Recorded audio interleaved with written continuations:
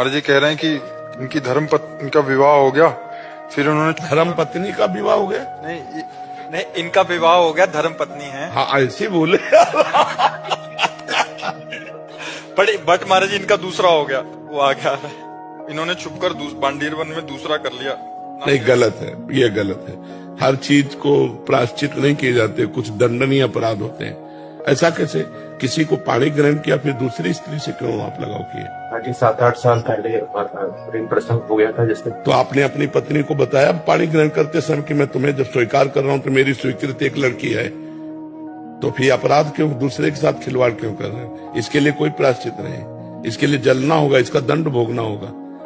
अभी हाथ पैर जोड़ करके उसको, जो प्रथम पत्नी है, जो अभी पाणी ग्रहण संस्कार किया है जिसके साथ, उसको पूरा सेवा सत्कार कीजिए, प्यार दीजिए और उससे प्रार्थना कीजिए कि हमारी